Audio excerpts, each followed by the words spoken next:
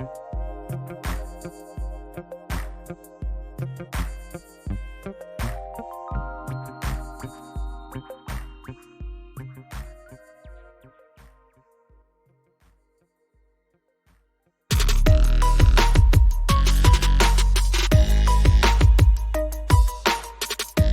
to CPG Vibes.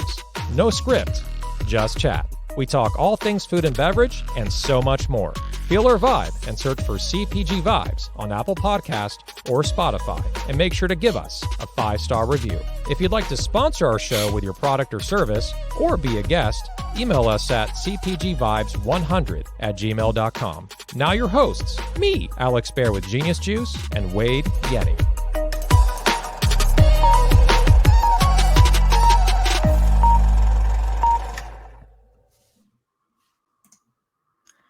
All right, welcome to episode 98 of CPG Vibes. It's our first episode back in the new year for 2024. We're here on January 5th, 2024. For those that don't know what the date is, everyone does. Wade, how you doing, buddy? Doing good, buddy. Good. Happy New Year again. And yeah, doing good. We've had a little bit. I know you dealt with this right around New Year's or Christmas. You had some sickness in your family, and we've been dealing with that this week here on our end. Yep. So I think we're in the home stretch. At least I think so. So aside from that, it's been good. It's been good. Yeah. We all got, our entire family got COVID in around November. The Thanksgiving time. Oh, it's Thanksgiving. I was thinking it was Christmas. But holiday, it all blurred. It's all one big blob. Yeah. Thanksgiving, then there's 3 weeks, and then everyone takes the week off before Christmas, so it's like very close. So yeah, we're still recovering, to be honest. We're better now, but took about a month and a half to kind of get through it. And it's interesting. I went to physical therapy today. I'm not like totally injured, but I do it for preventative on my back because I drive a lot, play golf, do lifting here and there. And I had to wear a mask going in. It's the first time, at least in California, since probably a year and a half, that medical facilities are requiring masks again. Wow. Out here. Yeah. I haven't looked in LA. I haven't looked at the stats in a long time, but it will, interestingly enough, Renee actually tested positive, and I've tested twice, and both times have been negative. So I don't know how that works. It must be all that good food you have. That's it. It's bizarre. It's just bizarre. But yeah, I'm hoping come Monday, it'll be back to normal, whatever that is, and we keep going. But I'm excited to be here. And, talk to our crew. I see we got a decent amount of people already chiming in, and I think everybody missed us. Alex, what do you think? I think they missed us immensely. This is almost like the final Christmas present for them. 2 weeks or a week after Christmas, seeing our mugs again. But we missed everyone too. 2 weeks off. I had CPG Vibes withdrawal symptoms. I was talking in my sleep. As a podcast co-host, I'm sure you were doing the same thing. So yeah, it's good to be back. It's good to see everyone. We have a lot of people that subscribe to be on this, attending this episode. Over 42 people, which is one of the all-time highs. I think it's the third highest we've ever had, next to the Miyoko episode and one other episode. So a couple things just to mention. The one thing that I know all of you missed is us mentioning three things. Number one, like to be a sponsor, make sure to email cpgvibes100@gmail.com. Introductory offer of $350. And, our sponsor today, Mooski, right? I'm pronouncing it exactly right. Mooski, and these are delicious. He's going to do a lot better job, but it's a chilled oat bar. We're going to bring on Robert Broom. He's the one of the founders, CEO, and he'll talk more about the product in about 20 minutes or so and answer your questions. And I just got these in the mail, by the way. There's the cookie dough. There's the chocolate peanut butter, which is my personal favorite, and the peanut butter and banana, which you don't really see that too often in a bar, peanut butter and banana. You see it in drinks, but not in bars. So that's an example of a sponsor, and $350. I'll mention you beginning, middle, end, and bring you on the show to talk about your product and your mission, your story. Also, if you'd like to be a guest, we're not inviting many guests on here anymore. We are, but more limited. But if you'd like to sign up and get on a waiting list to be a guest on our show, same thing. It's a catch-all email, right, Wade? CPG Vibes 100 at gmail.com. Last but certainly not least, give us 5 stars, please. We're at 123, Wade. We have not broken it in like a month. And I love you guys, but you got to work harder to give us more ratings. So please go on your phone, Apple Podcast, go to CPG Vibes, or there's a link right there. You can copy paste into your browser. And as you're watching the show right now, as you're watching, you can do it right now. Like multitask, you know. And 5 stars, it takes 1 minute, make a comment, you know, Wade's beautiful, Alex is not, and we love the show. Something on there. Please get us to 130. Once we get to like the 160s, we'll be in contention to be the #1 podcast for CPG. So we're excited about that. Yeah, we are. And I've said it before. I'll keep saying it. We're at episode 98 and we have 123 ratings right now. So we got to keep the ratings ahead of the episode count. It's just kind of a necessity. So if you could help us out with that, like Alex said, it's really simple. I put the link there. You'll see the 5. It's very simple to do. I encourage you to borrow your spouse's phone and do the same thing. Your partners, your kids, your mothers, your parents, whatever phone you can grab the podcast, do the same thing. It just, Alex mentioned it, you know, it's not just about being the number 1 show. It also just gets more exposure for the show in the various platforms when you do that. So if you could do that, that would be awesome and help us out quite a bit. Absolutely. That's the laundry list, right? That is the laundry list. The laundry is now clean and fresh. So a lot of news that came out of, you know, just over the holidays and heading into the new year. The one that really caught my eye was, I think, the first kind of solid Series A deal for a emerging brand that's not super large yet, but they're growing quickly, is Mezcla, right? It's a kind of a ethnic based, you know, kind of, there's some Latin ingredients in there and also the story as well. Superfood bar. And it's kind of a crispy, I don't know how to describe it, but it's really good kind of. I describe it almost like almost in Griffin, probably, I don't know if he'd appreciate this or not, but I think it's almost like a healthy Rice Krispie treat. It's you know, it's got a nice crunch to it, and but doing well, right? Yeah, they're doing well. I mean, they've raised to date $7.5 million. It's amazing. And then in the last round, the Series A that just published, I mean, this published on, let's see, it's from Forbes, I think December 30th, 2023, $4 million Series A, led by Dream Ventures and Santa Teta Capital. So congratulations on that, guys. And, you know, Griffin, as you said, Spolansky is the CEO and founder.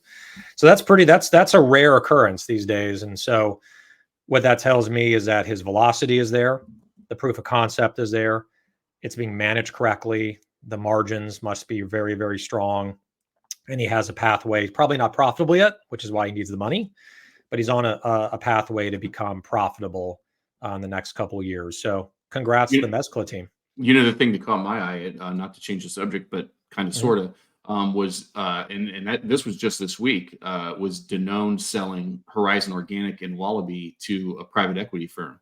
And I have not seen details as far as what that looked like. I'm sure it had to be quite the sum of money, just simply because Horizon's such a big brand. You know, not that Wallaby isn't, but Horizon, I think, is the big piece of the pie there. And I'm curious as what that looks like, because you see exits, you know, and all these different things. I can only imagine the dollar figure behind that one. Yeah, it's you know, I mean, you have like companies like, you know, Coke owned a portion of Suja, right? Remember that back in like 20, because you know, you know, Suja being in San Diego and you were at Jimbo's, right? So that was kind of their homeland over there. So they basically, like, you know, they were owned by a big company, and then they kind of sold it off to private equity to Payne Schwartz, and then this is happening. You kind of look at it like how great was the exit? You know, I'm sure it was pretty good, but a lot of times you're seeing this with Pepsi and Naked Juice. You saw this with Coke and Odwalla, where they've owned it for years, and then they sell it to a private equity because maybe they couldn't turn it around, or it hit its peak, for sales, or wasn't profitable enough. And a lot of times when a large company owns a brand, they move so slow, it's hard for them to really turn that brand, to really put excitement into the brand and put innovation in and grow it, because they have so many other brands in their portfolio, like Coke or Pepsi does. Right. So I think the move, to me, while it could be a good exit, also allows the private equity company to breathe fresh life and excitement into the brand and really focus in on that brand. And, Payne Schwartz, the private equity firm that bought Suja, that's what they did. Like, Suja came out with tons of new innovations, Costco packaging. I think it was already in there, but they came out with more. And Suja has grown immensely since going over to private equity. So definitely. No doubt. So that's the exciting stuff I've seen. And like I said, we've got a pile of people join us on here. And, yeah, absolutely. I posted Howard on here already. And then Patrick's, it's been a while since he's been able to join us. Yeah, road to 100. Exactly. We got Patrick. We got David Delcourt. Happy Friday. We've got Kendra on here for the first time. K-Onda. You know what that means, right? What's happening? Yeah, what's happening? What's up? Yeah. My Gavin's on a different time zone, or just waking up from his nap. Is he in Hawaii or something? It's 11:46 in Hawaii. You never know. Never know. We got Allison on here. Yeah, this is funny. She's my family seasonings, and she said, I'd say happy Friday, but today has been a complete dumpster fire nightmare day for me. Still in calls, but threw this on the background to say hello to you all. That's really what we're here for. Whether you're having a great day or a terrible dumpster fire day, put us on in the background or the foreground. We'll make your day just a little better, right? Put a smile on your face. We have LinkedIn user, and I don't know if I have to sneak on my phone or someone can put in the chat who this is, because I can't Scott, see. I think that might be Scott Foster. Is that it's after 5? It is. Yep. No. Allison Evano of Square One Organic. Okay. Got it. Cocktail. Yep. Cheers, Allison. It's yes, it is East Coast. I'm on the East Coast with you. So appreciate you joining us. We have Gavin again. He's already I would expect at least 7 or 8 comments in the first 3 minutes from Gavin. So he's kind of light today. But he said innovation. I think that's referring to private equity, what they can pump into a brand. Dima, right? Who, Guru Energy. Great to see more funding in CPG. And then we got Scott Foster, my man. Just talked to him a few weeks ago. Tiki Functional Water is in attendance. Great. Yeah, he sent me some samples, interesting packaging, a healthier kind of hydration. And so that's kind of like what we do here, and some people got emails, right? Saying, if we really love your product, we request it. And we request it for 2 reasons. Number 1, we got to eat because we have no budget here, or drink. Number 2, we want to shout you out on this show. We want to show the product, like Ben Bacon sending me the lentifuls that I just absolutely love.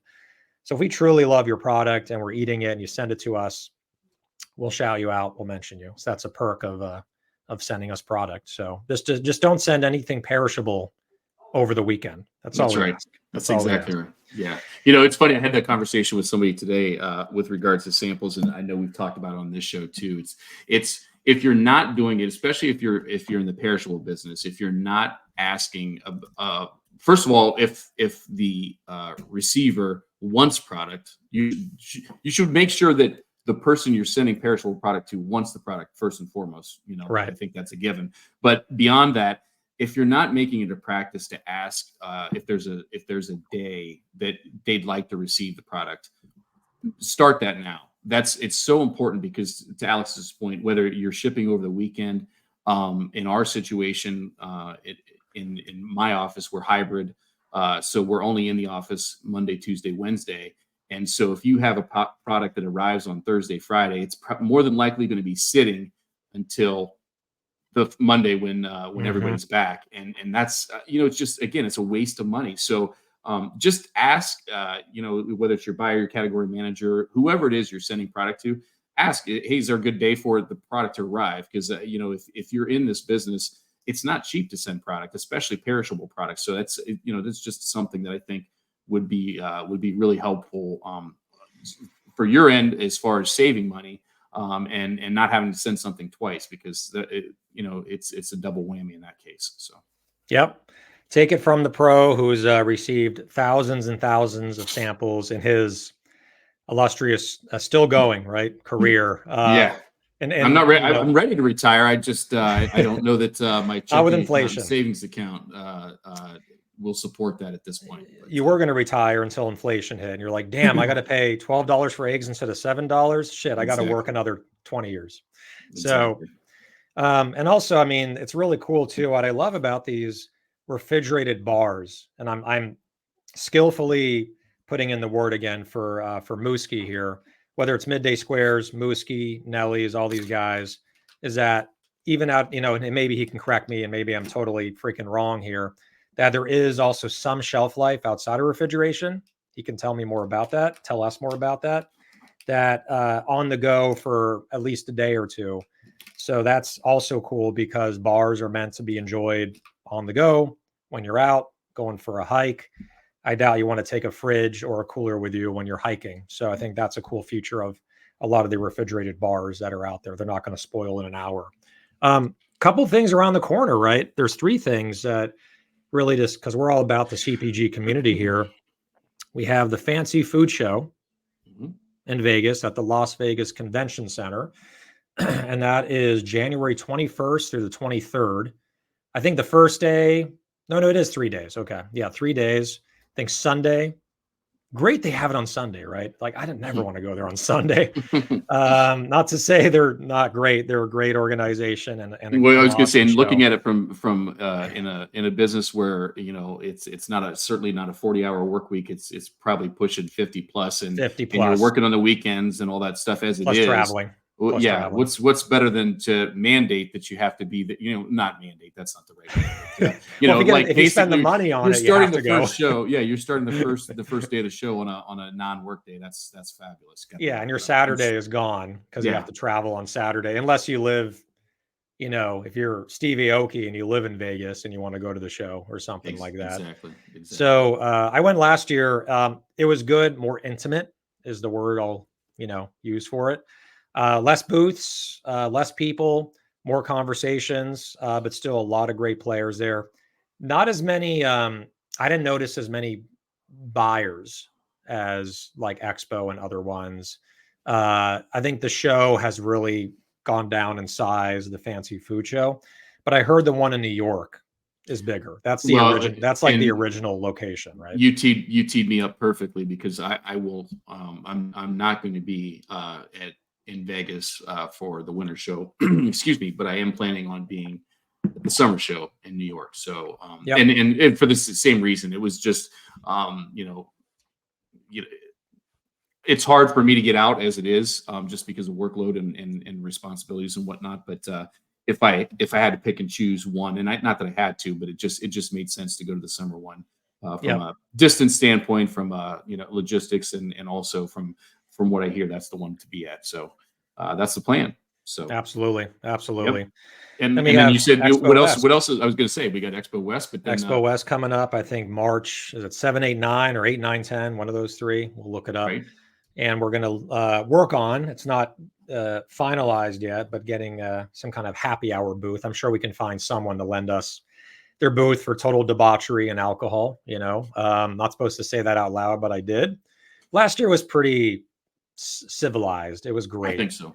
We had a lot of people come by. We gave out T-shirts to the first 20 people. We served the pina coladas with genius juice in it.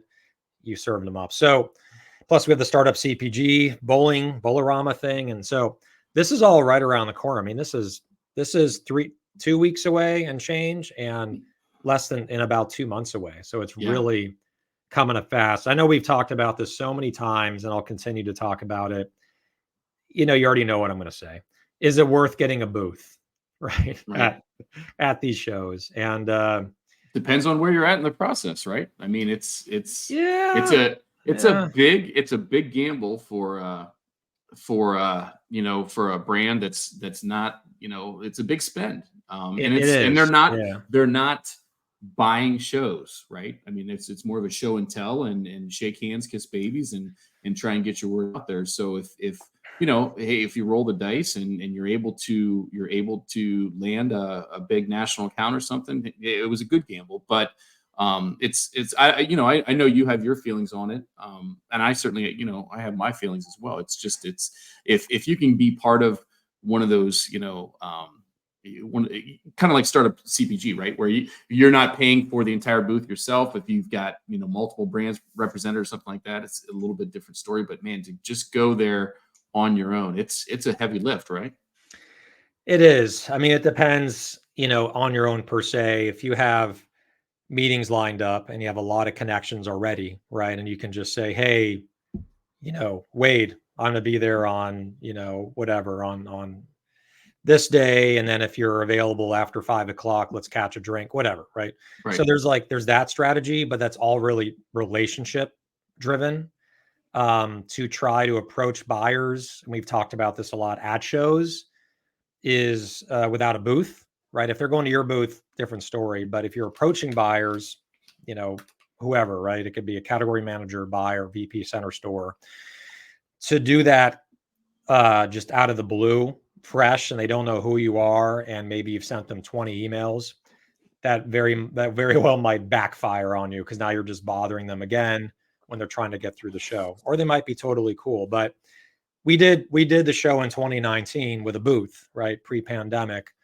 I think we're up to, pre-pandemic levels again, as far as attendance. So that's kind of, COVID's not really a factor too much anymore as far as attendance.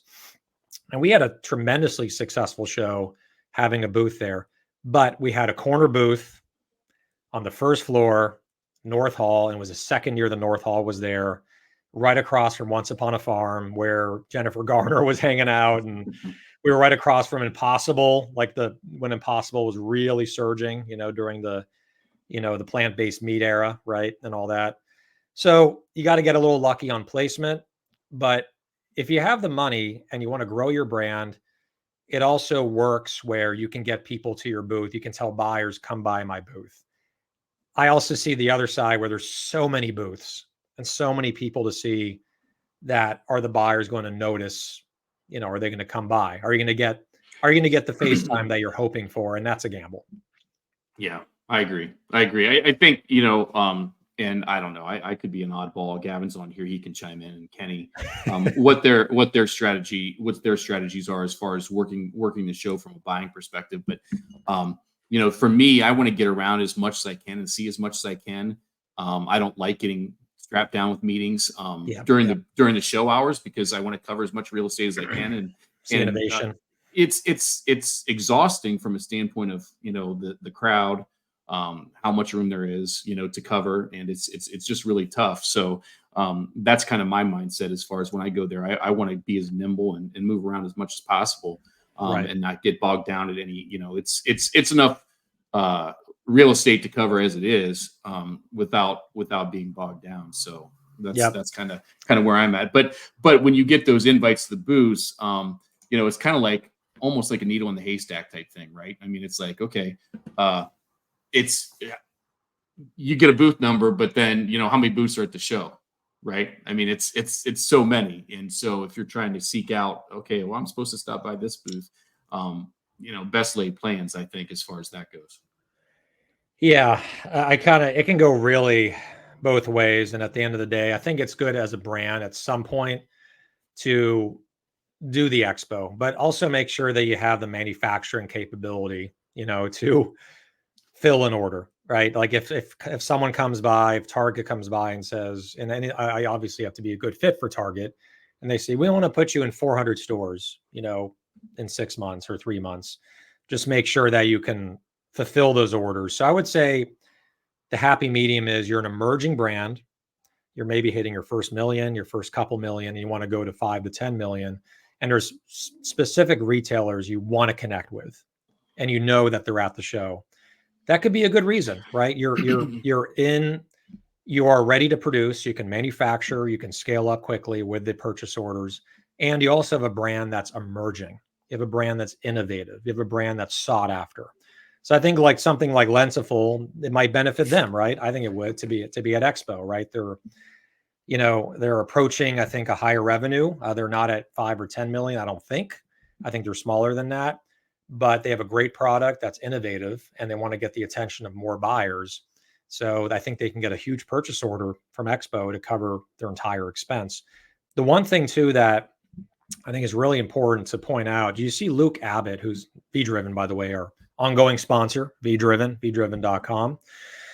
He posted something about innovation for products. Did you see this? Like how many innovations have come out? I don't know that I did see that. Yeah, he basically, I almost want to, and we're going to bring on Robert in a couple minutes here, but I almost just want to show this because it really, let's see here. Yeah, I can show. Okay, there we go. He showed this. This is on my LinkedIn. The great innovation cliff is an opportunity. There was okay. I did see, and because if I'm not mistaken, I can't see that chart. I've seen whether that's a spins chart or I've seen something along those lines as far as so not that specific post, but I've seen just basically pointing out the significant drop in new item introduction over the last, what is it, 5 years? Is it 5 or 6? It's been, I mean, we're looking at this in 2020. So, and you can see that 35 in 2020 during COVID, it was 35,000 products, new product launches every 4 weeks. 35,000, Wade, in 4 weeks. And now we're at less than, it looks like, I mean, I can't even see it because it's so low. It's at maybe 2,000, 3,000. So it's dropped significantly.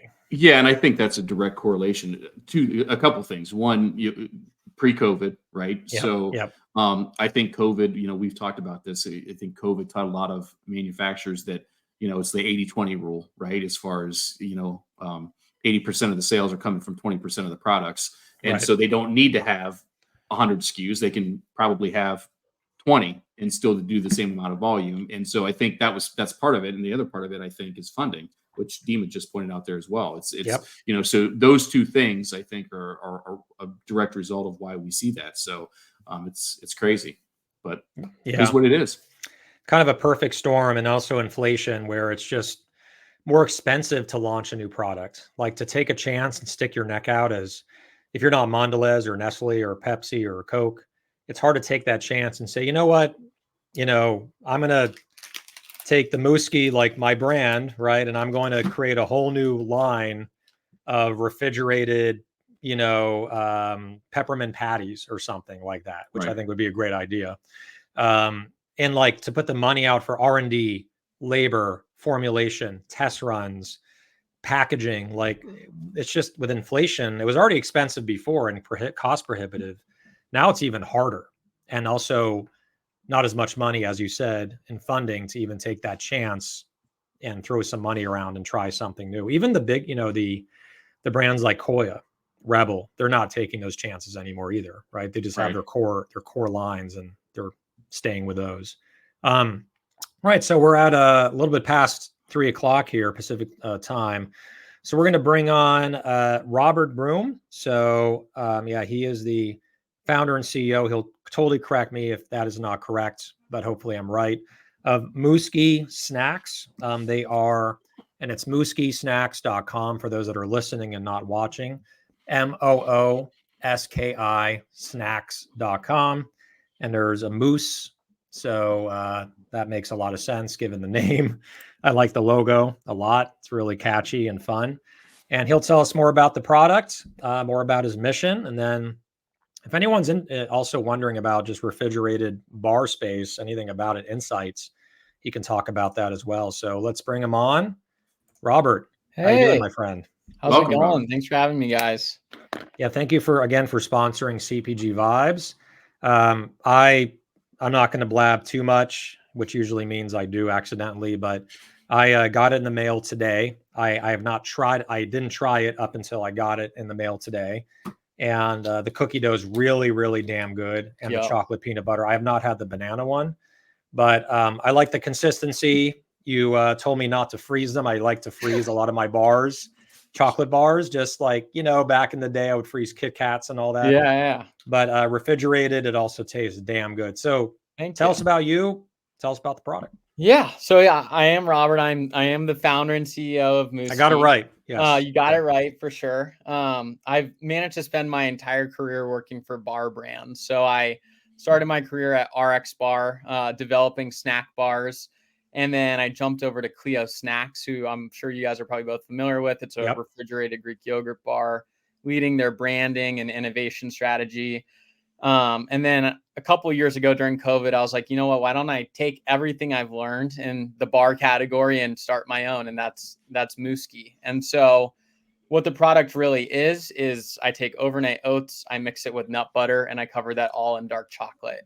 And so really what we're positioning the product as is like a fresher granola bar alternative. And I'm glad you brought up the name, Alex, because why the name Mooski? And so my family's from Switzerland, and over there we have a version of overnight oats called muesli. So Mooski is a play on the word muesli. The moose is kind of a play on that. The like kind of alpine, the mountains and the alpine theme branding is all a nod to my Swiss heritage. And so that's when I came up with this overnight oat bar. That's how I came up with Mooski as the name. Robert, that's amazing. I didn't know the Switzerland connection because actually my father was actually born in Switzerland. So no kidding. So it's wow. That's great. That's great to know. Yeah. My mom was born and raised in Zurich, and she growing up, for breakfast I would get a bowl of muesli, like soaked oats with fruits and nuts, and that's basically how I came up with this product. Was I took those key elements, soaked oats, nut butter, nut pieces, fruit. We used to have some fruitier flavors, and that's how it kind of came to be. Yeah, the branding's cool. And also I'm noticing now some of the Switzerland influenced graphics, right? With what is this pipe called? A yodel. Yeah, that's a yodel. Okay, that's what I was thinking. I was like, is a yodel when someone yodels by my mouth or with an instrument? And that's why, I figured it was yodeling. Yeah. The cool thing, and really just reflecting this back to our CPG community, right? Because part of bringing Robert on is not only him talking about his product, being a sponsor, and getting the word out so you can go buy it online. You can buy it in the stores. Can you buy it online? It is, right? We're just brick and mortar retail. Yep. Just brick and mortar. Okay, I'm glad I caught myself on that. Yeah. So you can buy it on Instacart. That's an online way. Amazon. Yeah. So with this, what I love about this, I want you to, and there's also a question for you. Yeah. I fucking love that it's only 3 flavors. I love that. I love how simplistic it is. I know each flavor there's some different flavor intonations to a different experience. You've kept it simple, the branding simple, the messaging is simple. So I love that. And then there is a question here. Yeah. From Scott Foster of Tiki Beverages. What are the easiest ways you found to acquire sales brand awareness with a limited budget, which I think any CPG brand below 20 million seem to have a limited budget these days? Well, that's a really good question, and I'll tackle it in 2 parts. So I think the acquire sales, it's tough, right? When you don't have a large budget. So we do focus on lower funnel marketing tactics like Instacart, that like demos that just drive trial, right? So we don't have the funds for a big awareness campaign. So we really focus on lower funnel tactics. We partner with retailers on TPRs and discounts because those really do move the needle. And then I think what's been a big focus for me is sales, right? How do you get repeat sales? You make the product really good and you make it taste really good. And so a lot of my focus is how do I make the best possible product? Like keep on iterating, keep on making it taste good. And then packaging is a part of that too. How do we keep on making it so people see it on shelf and it stands out and want to pick it up off shelf? So that's how I view kind of driving sales. And then from an awareness standpoint, I think like organic influencers are big, right? We don't have like the budget for like big paid influencer campaigns. So we seeded out to like some more like micro influencers, and they start talking about the product. And we've also been really fortunate to tap into PR. We've had some pretty good growth. the co-founder of RX Bar invested in Mooski, which was like a big news story for us. Congratulations. And so that's free coverage, right? We're not paying for it, and it gets it on people's radar. Honestly, LinkedIn is a huge place to get great awareness and share news about the brand. So those are kind of like the cheaper tactics we've relied on to drive both sales and awareness. Definitely. Excellent. When did you start the business? Oh, let's see. 2022. Okay, this is recent. Wow. Yeah. Yeah. Very a lot of stores for being so recent. So like what's been, I know Wade has a question too, but what is the refrigerated bar set? Like what have you seen happen? You know, there's Perfect Bar, they're the leaders. Yeah. All these newcomers, you got Midday Squares, obviously they've grown considerably in that category. What are you feeling in this category? Has there been a growth and a plateau, or is it still growing at the rate it was before? What's kind of the market insights to that? Yeah. I mean, when I was Wade at that Nosh event, I got to meet with Spins, and they kind of showed like as a category, refrigerated bar category is still growing really well. And shelf stable bars are huge category, right? I worked there at our RX Bar, tons of brands, pretty saturated. But what I see from refrigerated bars is you see these brands crushing it, like Perfect Bar, like Midday Squares. So what that tells me is if you have the right product and the right positioning, you can kill it. And so that's why with Mooski, what I really wanted to do was find a white space. And I didn't think there's any brand who's really nailed this positioning of a fresher granola bar alternative. So taking Chewy bars or Nature Valley bars and creating a fresher version of that. So I think finding the right vertical or the right white space within the category where you have a different message and an incremental message is really key. And so I think there's definitely probably brands that don't do well in it or don't succeed. But I think if you find the right lane, like you can be successful in this category. Yeah. Another bar, it's funny, now that I've discovered yours, another bar that has oats in it is the Go Macro bar, you know, which is at Trader Joe's, and they've been around a while. And, you know, it's a good bar, right? It's not bad or anything, but just to chew it is, I mean, it's a chore. Like if you have any crowns in your teeth, they're coming out when you chew this bar. You know? Yeah. So for some reason, Alex, I don't know if the comments stopped on our feed here or not, but we did have another comment come in or a question come in from Derek Gould. I'm trying to multitask here and find it on the phone, but he asked how you measure the success of demos, you know, as far as that goes. Yeah, that's a great question. I think you either do them for yourself, which I've done a lot, like hundreds of demos, and you basically look at beginning inventory, and then at the end of the demo, what's your ending inventory, and calculate sales that way, and then just understand all the costs that go into that, and then the ROI coming out. But as we've started to expand into like Central Market and Foxtrot and different retailers, I've seen value in demos, but third-party demo companies can be very expensive. And so I've played around with a couple, and I think just setting like really clear goals with them and understanding like which stores make the most sense, right? So when I first launched in Central Market, we did a demo in every store. We did 10 stores. About 4 of them popped, like selling 50 to 80 units during the demo.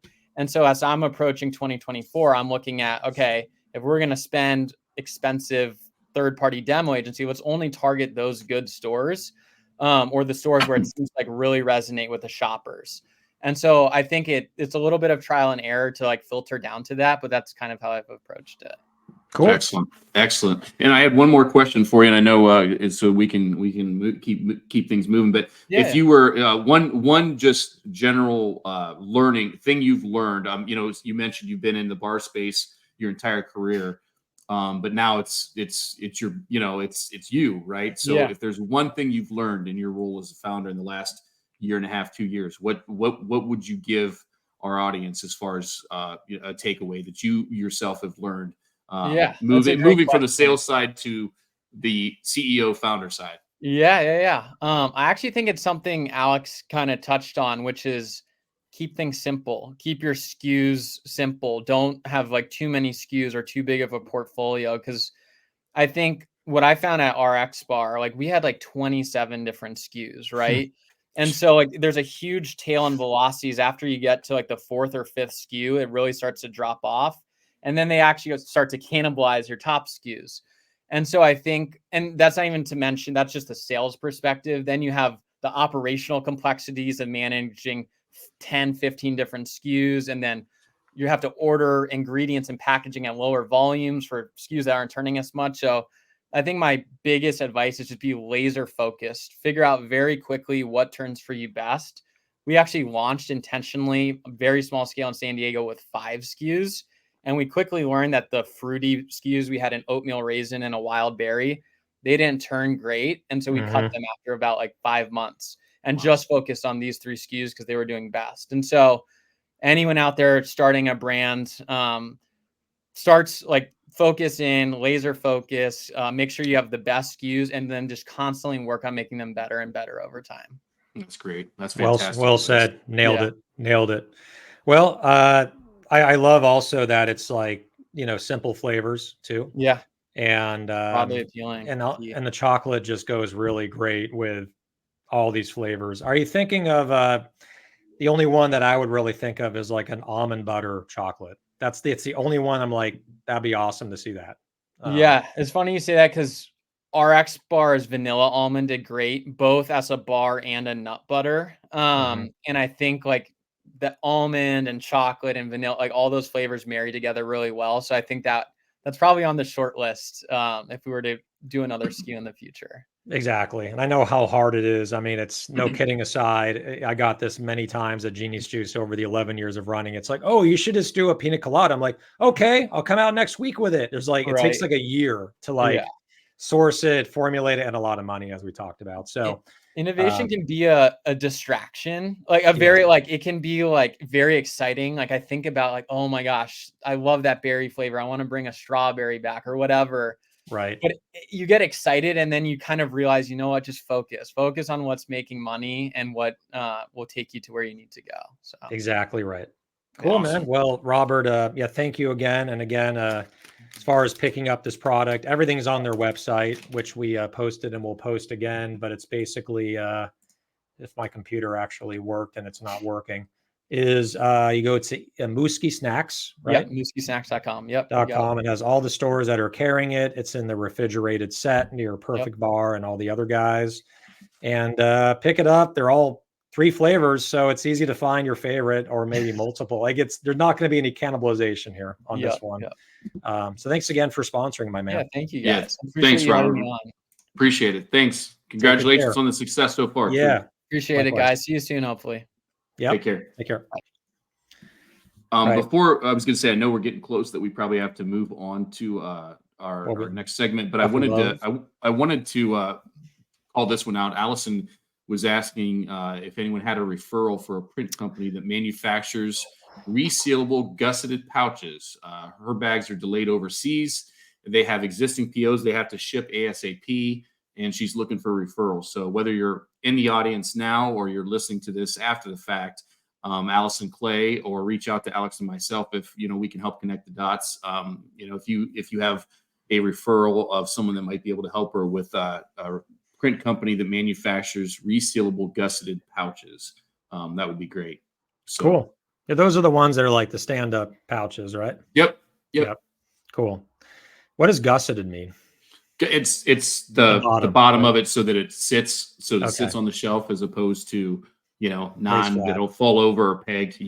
Yeah, that's a lot. I think that's a lot better of a move versus having a display case, which takes up more room, less sustainable on packaging and resources. Plus, if someone removes the bags out of the display case, they just literally are falling all over each other. All things that I'm sure you love to see on the shelf. I'm just kidding around. And look at that. This is why we do what we do. Look at Sean chiming in that he has a brand that uses a gusset in Texas. He can get the info. So nice. Sean's Boom. Might end up being a superhero there. So love it. Not that he wasn't already. But, well, once he gets the bags for you, he can get those bags on a shelf in Publix. How about that? It's unfortunate because Sean was in my neck of the woods this week and I was supposed to catch up with him, but due to my the sickness running around here, I just worked from home all week and I was trying to trying to not pass it on to anybody that anybody that didn't want it. So which pretty means just me and Renee. But that's just the way it goes. So Sean, next time we'll meet up, I'm sure. Yeah. If not, you got Expo West coming up in 2 months. And he stopped by last year. I do remember that. He was on our live show, right? Our Expo West CPG Vibes Live. Right. He said super broker. So there you go. All right. Well, good stuff, man. I think before we wrap a bow on it, let's do our stuff we love. And just want to mention one more time our sponsor, 2 sponsors. We'll talk about V-Driven more in detail after the stuff we love, but just want to reemphasize, make sure to go to the stores, go on their website, mooskiesnacks.com. You can see where they're sold. They're sold all over the country, it seems. 3 flavors: cookie dough, chocolate peanut butter banana. Did you get yours yet? I did. And I did the cookie dough. And I know I started there too. Yeah, I was going to say and I had one when I met Robert at Nosh, the Nosh event. I had it out there. It's awesome product, and it's really good stuff. And so I'm sure I'm going to have to probably hide a couple somewhere in the refrigerator because now that they're here, I'm sure Renee will be climbing in those as well. So I've got to take my ground, I mean, I'm all about sharing with her, but come on, I gotta get some for myself. So, hey, home politics, don't give a damn. If they're good, keep them for yourself. Well, I was going to say, you got to look out for number 1, and that's just the way it goes. So yeah. You got to eat, got to enjoy. All right. Well, let's go to stuff we love here. And I think I've already kind of referenced one of the brands. And by the way, just to make sure we get all I just want to also shout out a couple more comments. Kendra Bennett, doing your own demos. She kind of reemphasized that. And Howard Wasserman, I have a gusset bag lead also. There's another lead. So there you go. You can just message each other, DM each other on LinkedIn. All right. So stuff we love, I mean, besides Mooski, which I fucking love them, is the Lentiful. I talked to Ben Bacon. I had the chance to talk with him, and not to make it sound like Office Space, but like we talked with Peter, and oh my, were we impressed by him and his acumen. No, but seriously, I was very, very much impressed talking with him. Super bright person. You met him in person. Awesome guy. Yeah. Has a great background, like on the social media side, so he knows how to really, and also just digital marketing. Knows how to blow up brands. He's blowing up Lentiful. They're still somewhat small, but they're growing very, very quickly. And he has interest from all over the country, as you probably know. And I think there's a retail chain that brought him in at a very early stage, right? Yeah, one that I'm particularly close to. Yeah. Yes. But I got to scratch the beard. Yes. But no, super people. The winner of the Pitch Slam at the Nosh event. Just great product. Unique, right? I mean, I knew it hit a home run with you just because of it fits your lifestyle very much so. Oh, it's amazing. I mean, I had one right before the show, and it's, by the way, just on that segue, it looks like a cup of noodles thing, right? The cup, and it has lentils and spices and other ingredients, right? Garlic, pineapple, black beans. This is their pineapple chorizo. So really exotic combinations. And you just put water in, hot water, you put the top on, let it soak, and then you eat it, a ready to go vegetarian meal, and very filling. So anyway, that's good stuff. Good stuff. I can't remember. Well, first of all, I have to preface this by saying that obviously I haven't been out much this week, if at all, just because of the sickness stuff. But I can't remember if I've shown this in the past. I think I have, right? I had to stick with something I had in my cupboard. No, I know this brand, but you never showed it. Okay, well, and I knew you were going to show Mooski, so I didn't want to. I had to have something different. So, this is the Nuffs Everything Bagel Crispy Crackers. My favorite of theirs, and I've got the link here, is the Hot Honey, but that's gone. So I've got this one to show you. But Christine and Jessica Tron, they were here. Actually, do some manufacturing close to us.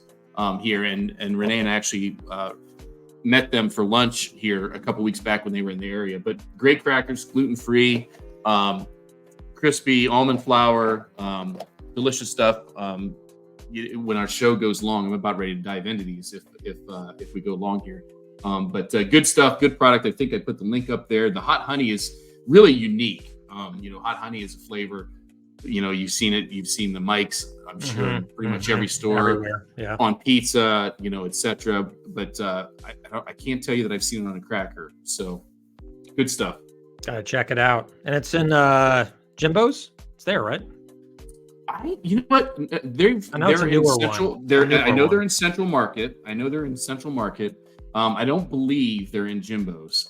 But they've been focused primarily in Texas, so they've been working there as far as that goes. But I'm sure they are looking to expand as they're ready to. So cool. I'm sure Jimbo is eventually going to open up a store. Just you got the 4 stores in San Diego and then 1 in like Dallas or Austin. He's going to do that. I see it happening. I was going to say never say never with him. Looks like looking at the website, looks like they're in HEB now too as well. Yeah, that makes sense. As far as that goes. So makes sense. Yeah. Starting central and then branching out to the coast. I like it. There you go. And then I just want to say too, this is what I love about the community is Tracy Rayson, if I pronounce your last name correctly. She ordered when we were talking about the Leniful. So she just ordered that from the website. So that's so cool. So thanks for supporting some of these brands. Exactly. That's also, why we do what we do, right? Yep. And then Allison put her email up to connect with Howard about the gusset packaging. This is turning into like a love fest here. It is. It's in the first show of the new year. Why not spread the love? Exactly. All right. So the next segment talking about spreading the love is Friday freebies. Friday freebies. So this is an exciting one. This is a variety pack of Mooski, their cookie dough, chocolate peanut butter, and peanut butter banana. Before, I think it's correct me if I'm wrong, Robert, you can give me the thumbs up because I can still see them. I think it's 2 of each or something like that. Variety pack. Yep. Give thumbs up. So you've heard us talk about them the whole show, how good they are. Alex, right? I was going to say. Yeah, that was right. You go ahead. Yeah, I was going to say we've heard Alex talk about how good these bars are the whole show. So now's your chance to win them, right? Exactly. And so V-Driven also is. I want to make sure to be remiss not to mention them that they are ongoing sponsor as well. So V-Driven, I could read the script here, but the script I don't think does justice to what they do and how great a leader Luke Abbott is, the CEO of V-Driven. They handle so many things for CPG brands. They love to focus on smaller brands that are on a budget. They're looking for an affordable option, but still want the love and attention of a company that can help them scale and grow. So they do everything from trade spend deduction management to help you fight deductions, pesky deductions. They do accounting. They also have a master sales organization. They connect with buyers all over the country and they get access to so many different buyers. I mean, Luke, it seems like half his job is flying around meeting with just buyers and category managers and higher ups to build and fortify their relationship. And we're a client of V-Driven for more on the accounting side and trade spend side, but they're fantastic. So make sure to reach out to them, vdriven.com. And then Wade just posted Luke's email, Luke, Luke, .abbott, ABBOTT @vdriven.com.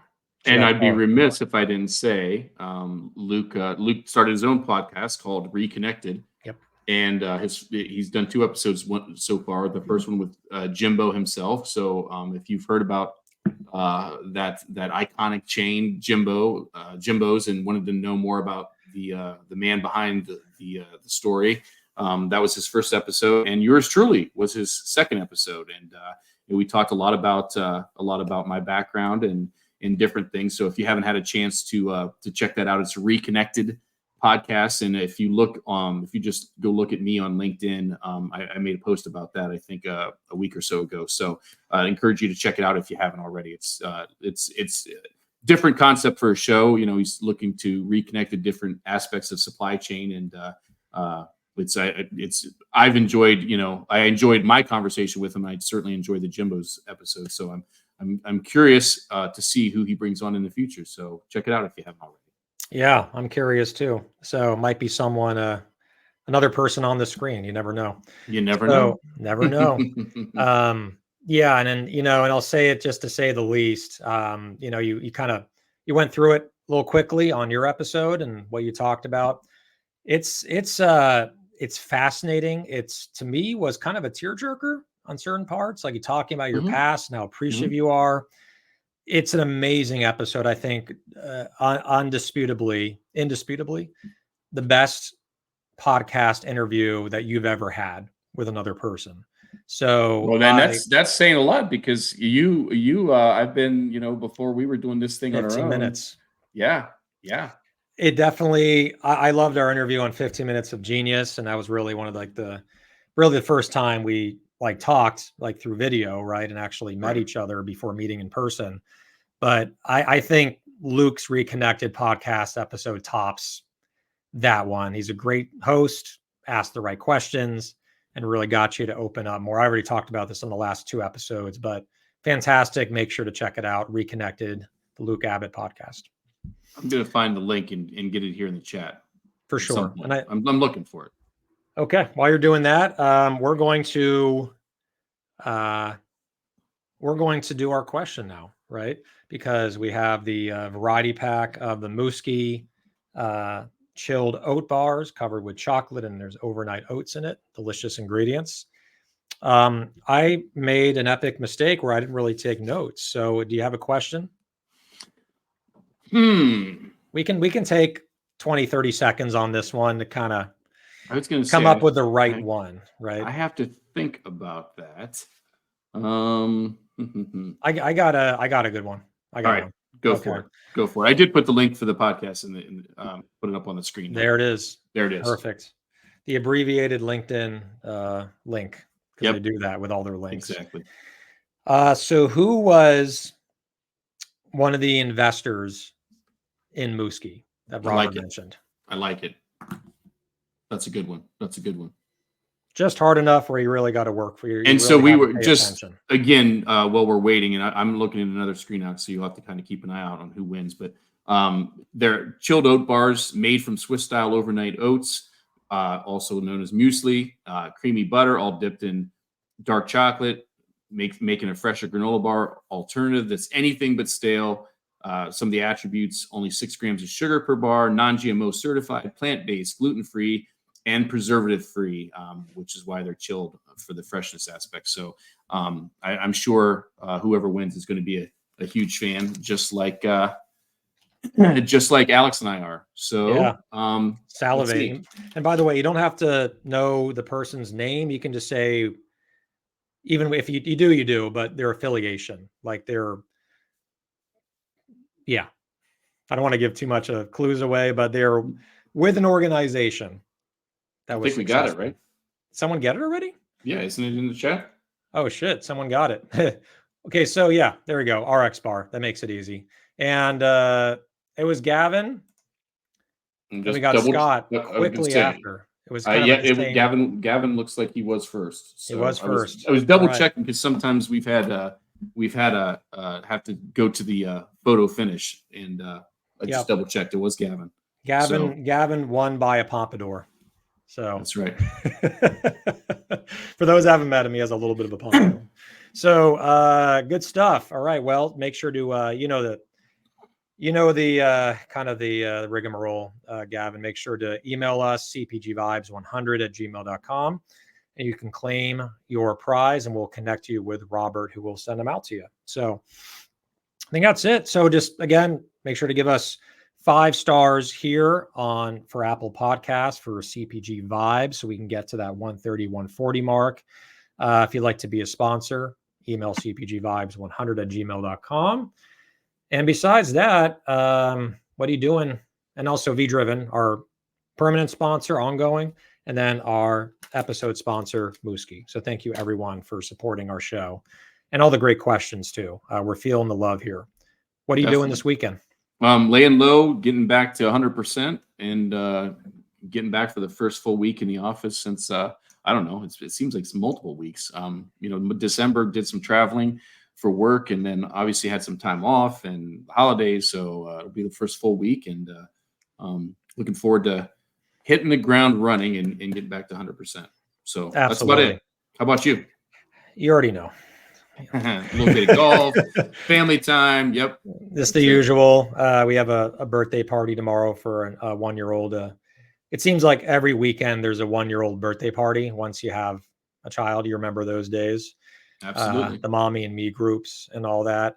And, it's super cold in LA. And by cold, it's in the 40s. That's pretty cold for here, like 45, 50. In the morning, sometimes there's, things are frozen over, right? There's fountains frozen over in the morning. So it gets down to like 25, like 30, 35 degrees in certain areas in LA that have elevation. So I say all this because remember how I said you can send us product, we'll enjoy it, we'll shout you out on the show, whether it's Lentiful, whether it's tiki beverages, which I have in my fridge right now, hydration little drinks, that you can also send us swag. And I know you're a big fan, Wade, of swag. I don't know if he's still on the show or not, but let's see. What are you showing? Guru. There it is. There it is. There it is. It is. Yep. Now, the fact that I got sick in November, Wade is, mending on a recent cold. What better way to help us by sending us a hoodie or a sweatshirt? There you go. I have a shortage of those right now. I have a lot of shirts and hats, which I love and I wear. But if you have any hoodies like this one from Tenzo T, right? I love this one. Mm-hmm. Wade, you as well. If you want a hoodie, need a hoodie, please send it our way. We will wear it, sport it, and shout you out. I know it's not cheap to make these things. We'll make sure it's worthwhile because I have a shortage of hoodies and it's cold here for LA. So send on over to us. Email us at cpgvibes100@gmail.com and we'll get you the address to send. Wade. All right. So we'll see you next week, right? Yep. Friday, 2:30 Pacific, 5:30 Eastern for episode 99. Take care, everyone. Wade, love you, buddy. Love you, buddy.